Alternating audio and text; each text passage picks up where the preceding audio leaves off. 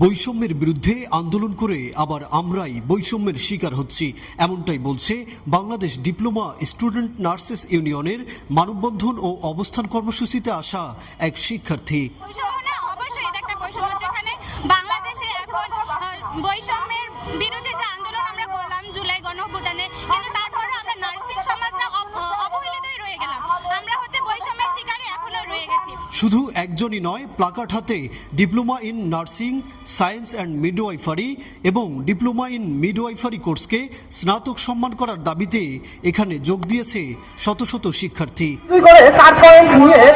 আজ জাতীয় প্রেস ক্লাবের সামনে এই কর্মসূচিতে তাদের চাওয়াগুলো যৌক্তিক বলে মনে করছে শিক্ষার্থীরা। এ সময় অন্তর্বর্তী সরকারের প্রধান উপদেষ্টার কাছে আবেদনও জানান বক্তারা। মিলে আমাদের 6 লাগবে। যদি আমাদের কারো পয়েন্ট 6-এর কম হয় তাহলে আমরা সেই ক্ষেত্রে এই পরীক্ষায় বসতে পারবো না, কিন্তু জাতীয় ভার্সিটিতে আমাদের 2টা মিলে 4 হলেই হয়ে যায়।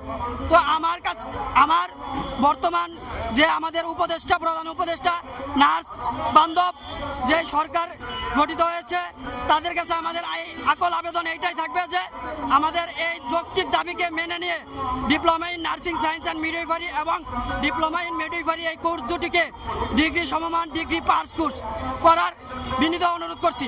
ডিপ্লোমা কমপ্লিট করার পর 6 মাস ইন্টার্নশিপ কমপ্লিট করার পর প্রায় 4 বছরের কাছাকাছি একটা কোর্স কমপ্লিট করার পর যে সার্টিফিকেট দেওয়া হয়, এটা এইচএসসি সমমান, যা দিয়ে আমরা শুধু আমাদের নার্সিং সেক্টরেই কাজ করতে পারি, অন্যান্য সেক্টরে আমাদের কাজের কোনো সুযোগ থাকে না।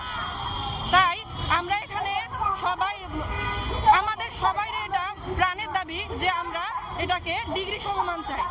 শিক্ষার্থীদের এই দাবি মেনে নেওয়া না হলে আগামীতেও মাঠে নামবে তারা, এমনটাই বলছেন সংগঠনের নেতৃবৃন্দ। এনামুল হক এনাম, বাংলাদেশ টাইমস, ঢাকা।